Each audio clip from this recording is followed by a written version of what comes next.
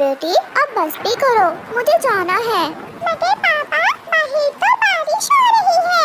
तो क्या आज आप भूखे रहोगे? अगर मैं जाऊंगा नहीं तो आप भोजन कैसे खाओगे? गुड़िया, आप पापा के कंधों से उतर जाएं। मेरे पापा थक गए होंगे।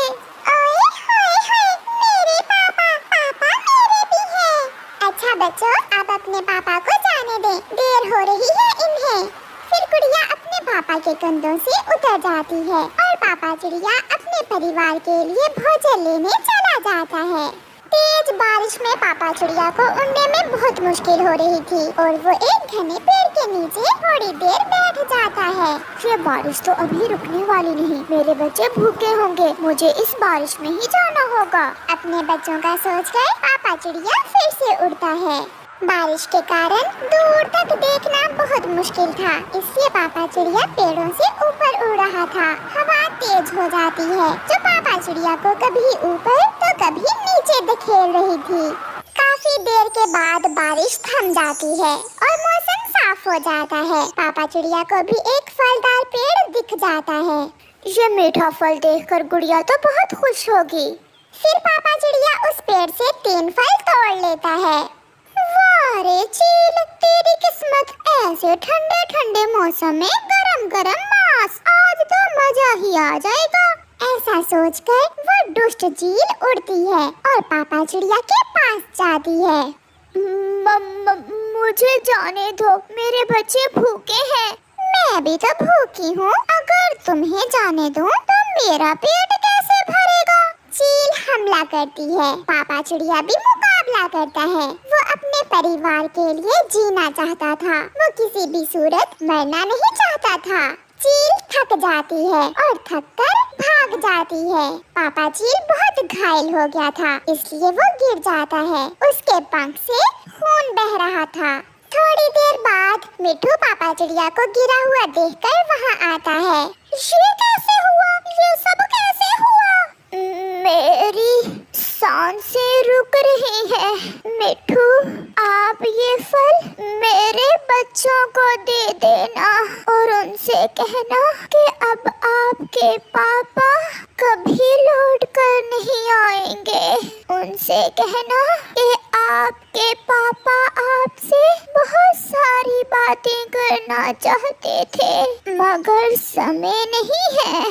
मेरे जाने के बाद मेरे परिवार को दुख उठाना पड़ेंगे। उन्हें कहना कि मुझे माफ कर दें। अपनी आखिरी सांस में ये सब कहते हुए पापा चिड़िया मर जाता है। एक परिवार का कैसा बंधन है, बेचारा मरते समय भी अपने परिवार का ही सोच रहा था। फिर मिट्ठू वो फल उठाकर वहाँ से चला जाता है। चिड़िया, ये फल आपके पति ने भेजे हैं। मेरे पति कहाँ है मिट्ठू? आप इतना परेशान क्यों हो? वो गिरा पड़ा था, वो मर गया। वो अपने बच्चों से ढेर सारी बातें करना चाहता था। वो अपने परिवार को याद करते करते मर गया, उसे समय ही नहीं मिला। मम्मा चिड़िया तो मूर्ति बने हुए मिट्ठू की बातें सुन रही थी और आंसू उसकी आंखों से टपक रहे थे। वो चील बहुत जालिम है। मिट्ठू वहाँ से चला जाता है। मम्मा, आप रो क्यों रही हैं? मम्मा, पापा ने मिट्ठू अंकल से फल क्यों भेजे? पापा खुद क्यों नहीं आए घर? वो छोटे बच्चे शायद अभी ये नहीं जानते थे कि उनका पापा तो अब कभी लौट कर आने वाला नहीं है। आपके पापा बहुत दूर चले गए हैं। बच्चों, वो अब कभी लौट कर नहीं आएंगे। ऐसा कभी नहीं हो सकता। मैं नहीं मानती, मेरे पापा मेरे बिना कहीं नहीं जा सकते। पापा ने वादा किया था कि जब वो दूर वाले जंगल जाएंगे तो मुझे साथ लेकर जाएंगे। आप ये फल खाओ और सो जाओ। मैं नहीं खाऊंगी ये फल जब तक पापा घर नहीं आएंगे। मैं नहीं खाऊंगी, कभी नहीं खाऊंगी। मैं भी, मुझे भी भूख नहीं है। मम्मा चिड़िया रोती रहती है और बच्चे सो जाते हैं। वो रात मम्मा चिड़िया के लिए बहुत लंबी और दुखों भरी रात थी। सुबह हो जाती है। सभी पक्षी अपने अपने घरों से भोजन लेने के लिए निकलते हैं। सब कुछ ऐसे ही चल रहा था जैसे कुछ हुआ ही नहीं। हर तरफ पक्षियों का शोर था। चिड़िया भी अपने घर से बाहर निकलकर बैठी हुई थी। मम्मा, सारी रात गुजर गई, पापा अभी तक नहीं आए। अब तो सुबह हो गई है। बच्चों, आप घर जाएं, मैं आपके पापा को ढूंढ कर लाती हूँ। मम्मा, मैं आपके साथ जाऊंगी। नहीं गुड़िया बेटी, आप कुकू भाई के पास घर में रहे। मम्मा चिड़िया उड़ती है। मम्मा चिड़िया उड़ती है। वो बहुत उदास थी। उसे जंगल सूना सूना लग रहा था। जिन रास्तों पर वो अपने पति के साथ जाया करती थी, आज उन रास्तों पर वो अकेली जा रही थी। मम्मा चिड़िया जाकर नदी पर बैठ जाती है और रोने लगती है। क्या खबर थी कि आप हमें छोड़कर चले जाएंगे। अगर मुझे मालूम होता तो मैं कभी आपको घर से बाहर ही न जाने देती। मैं मर जाती, आपको कुछ ना होता। चिड़िया अपने बच्चों के सामने तो खुलकर रो भी ना सकी थी, इसलिए वो अपना दिल हल्का करना चाहती थी। वो रो रही थी। बेचारी चिड़िया, बहुत बुरा हुआ इसके साथ। 2 बच्चे भी हैं इसके। गोरी, चिड़िया को हौसला और तसल्ली देना होगी। अगर ऐसे ही रोती रही तो ये भी मर जाएगी और फिर बच्चों का क्या होगा। फिर गोरी कभी चिड़िया के पास जाती है। चिड़िया, मैं 5 दिन की थी जब मेरा पिता मुझे छोड़कर चला गया था। माँ भी बीमार थी, मगर फिर भी माँ घर से निकली। माँ ने मेरा पालन पोषण किया। अभी पिछले महीने बुलबुल का पति भी तो बारिश में मर गया था। इस जंगल में ऐसा ही होता है, जो चला जाता है उसे भुलाया तो नहीं जा सकता, मगर मरने वाले के साथ मरा भी नहीं जा सकता। हमें जीना होता है, हमें अपने लिए नहीं। मम्मा चिड़िया अपने घर की मरम्मत का काम कर रही थी। मम्मा चिड़िया के 2 बच्चे थे जो उसी पेड़ पर मम्मा चिड़िया ने थोड़ी दूर घोंसले में बिठाए हुए थे। मम्मा, आप थकी होंगी। मम्मा, थोड़ी देर आप आराम कर लें। नहीं मेरी बेटी, मैं ठीक हूँ। मम्मा, भूख भी लगी है। बेटा, बस थोड़ा सा काम और बाकी है, फिर मैं अपने बच्चों को दाना ला दूंगी। उड़ता हुआ कालू कौवा वहाँ आता है। उसके पास कुछ लकड़ियाँ थीं। चिड़िया चिड़िया, मैं ये लकड़ियाँ घर बनाने के लिए लाया था, मगर अब मैंने सोचा है कि घर बनाना तो बहुत मुश्किल काम है। मैं किसी पेड़ की खोखर में ही ठंड के दिन गुजार लूंगा। कौवे भैया, बहुत मुश्किल होगी। मुझे कोई दिक्कत नहीं है। चिड़िया, ये लकड़ियाँ तुम रख लो, मुझे अब इनकी जरूरत नहीं है। कौवा कुछ लकड़ियाँ वहाँ रखकर चला जाता है। चिड़िया को भी घर की छत पर लगाने के लिए कुछ लकड़ियों की जरूरत थी, इसलिए चिड़िया वो लकड़ियाँ अपने घर की छत पर लगा लेती है। चिड़िया का घर बन जाता है और चिड़िया अपने नए घर में अपने बच्चों को बिठाकर उनके लिए दाना लेने चली जाती है। चिड़िया, क्या आपका घर बन गया है? हाँ मिठू, मुझे कुछ लकड़ियों की जरूरत थी, वो कालू कौवा मुझे दे गया था। कालू कौवा, वो तो बहुत आलसी है, वो कहाँ से तुम्हारी मदद करवाने आ गया? मदद नहीं मिठू, वो लकड़ियाँ अपना घर बनाने के लिए लाया था। बाद में उसका विचार बदल गया और अब वो पेड़ की खोखर में रहेगा। चिड़िया अपने बच्चों के लिए दाना लेकर चली जाती है। दूसरे दिन ठंड बढ़ने के साथ ही आसमान से बर्फ भी गिरने लगती है। कालू कौवे को अब टूटे हुए तिनकों के घोंसले में ठंड बहुत सता रही थी, इसलिए कालू कौवा पेड़ की खोखर में छुपने के लिए जाता है। वो पेड़ की खोखर में जाकर बैठ जाता है। यहाँ ठीक है, यहाँ ठंडी हवा भी नहीं है और गर्म भी है। कौवा अभी करवट बदल ही रहा था कि वहाँ एक नाग आ जाता है। कौवे, दुष्ट कौवे, इस खोखर में मेरा घर है, भाग जाओ यहाँ से, वरना मैं तुम्हें जान से मार दूंगा। नाग जी, गर्मियाँ थी जब से मैं इस खोखर पर नजर रखे हुए हूँ और अब तुम आगे अपना अधिकार जिताने। मैंने कहा तुम जाओ यहाँ से, मैं यहाँ कई दिनों से रह रहा हूँ। करता भी तो क्या, कौवा नाग से डरता हुआ वहाँ से चला जाता है। अब उसके दिमाग में एक शैतानी आती है। वो सीधा चिड़िया के घर के दरवाजे पर जाकर दस्तक देता है। कौवे भैया, जल्दी से बताओ क्या बात है, बाहर तो बहुत ठंड है। चिड़िया, बहुत ठंड है इसलिए तो मैं यहाँ आया हूँ। वो ऐसा है कि तुम मुझे मेरी वो लकड़ियाँ वापस दे दो। ये सुनकर चिड़िया हैरान हो जाती है। क्या कहा कौवे? लकड़ियाँ वापस दे दो। जो लकड़ियाँ मैं तुम्हें देकर गया था वो तुम मुझे वापस दे दो। मगर कौवे, मैंने वो लकड़ियाँ अपने घर की छत में लगा ली। तो फिर अपने घर की छत मुझे दे दो।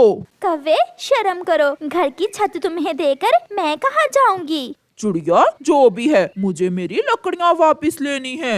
मैं नहीं दूंगी। मैं लूँगा। मैं देखता हूँ तुम मुझे कैसे नहीं देती हो मेरी लकड़ियाँ। शोर सुनकर चिड़िया का पड़ोसी कबूतर वहाँ आ जाता है। रुको रुको, क्या हुआ चिड़िया और कौवे, क्यों लड़ रहे हो? फिर चिड़िया कबूतर को सारी बात बताती है और अब मुझसे ये लकड़ियाँ लेने आ गया है। यार कबूतर, वो मेरी चीज थी, मुझे जरूरत है, मैं लेने आ गया। चिड़िया, ठंड के दिन है, ये बेचारा जाए भी तो कहाँ। तुम ऐसा करो, इसे कुछ दिन अपने ही घर में रख लो। अगर तुम इसे छत से लकड़ियाँ उतार कर दोगी तो तुम भी ठंड से मरोगी। चिड़िया मान जाती है और कौवा चिड़िया के घर में चला जाता है।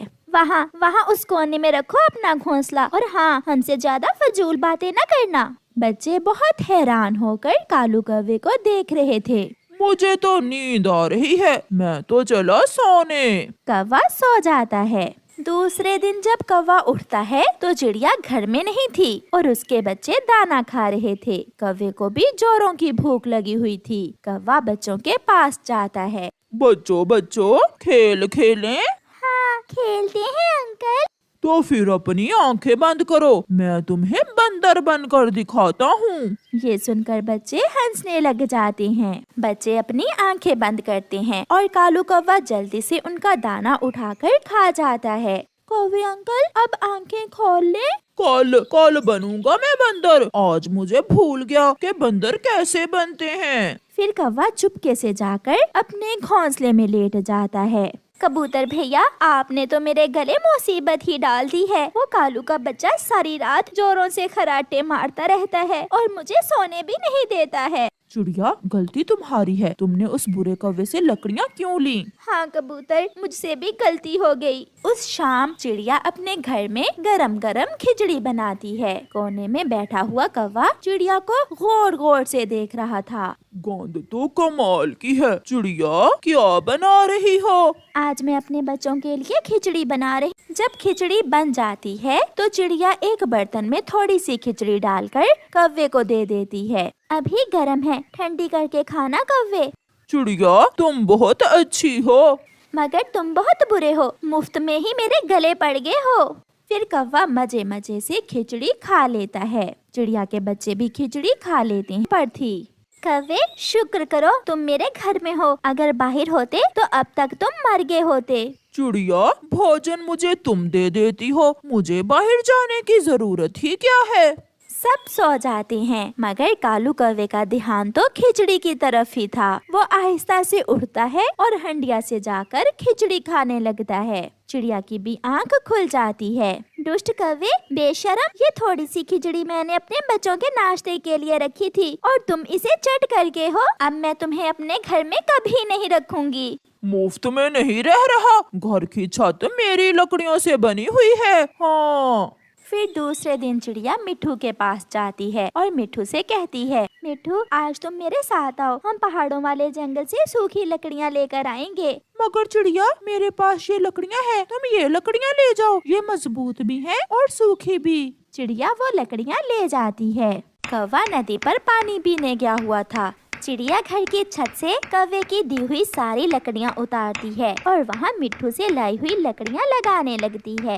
बच्चे भी अपनी मम्मा की काम में मदद कर रहे थे। थोड़ी ही देर में चिड़िया सारा काम कर लेती है।